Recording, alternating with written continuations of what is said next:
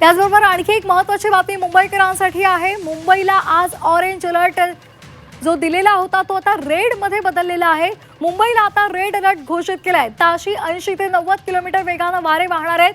अतिमुसळधार पावसाचा इशारा देण्यात आलाय। आताची महत्त्वाची बातमी मुंबईकरांसाठी, मुंबईला आधी ऑरेंज अलर्ट दिलेला होता, मात्र आता हा ऑरेंज अलर्ट बदललेला आहे आणि त्याचं रेड अलर्ट मध्ये रूपांतर करण्यात आलेलं आहे आणि त्यामुळे अतिमुसळधार पाऊस सध्या मुंबईमध्ये बरसेल अशी शक्यता वर्तवण्यात आली आहे।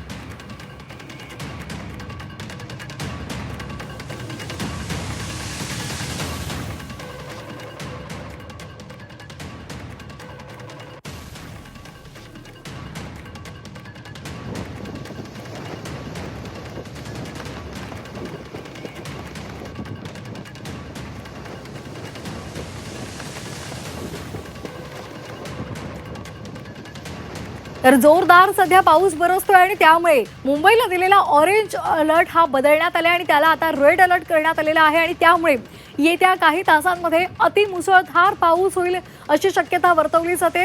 ताशी 80 ते 90 किलोमीटर वेगानं वारे वाहतील असाही अंदाज आहे। मनश्री पाठक आमच्या प्रतिनिधी या संदर्भात आपल्याला अधिकची माहिती देत आहेत। मनश्री, रेड अलर्ट घोषित केलेला आहे, काय तुमच्याकडे या संदर्भातली ताजी माहिती आहे?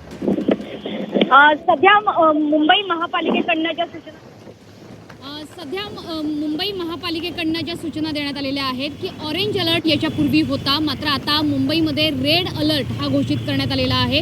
त्याच्यामुळे आधीच काल शाळांना सुट्टी ही जाहीर करण्यात आलेली आहे। मात्र ताशी 80 ते 90 किलोमीटर प्रति तास वेगानं वारे वाहण्याचा अंदाज आहे आणि त्याच्यामुळेच रेड अलर्ट हा घोषित करण्यात आलेला आहे। सगळ्यात महत्त्वाचं की रायगड असेल, पालघर असेल, यासोबतच मुंबई असेल, या ठिकाणी रेड अलर्ट हा घोषित करण्यात आलेला आहे।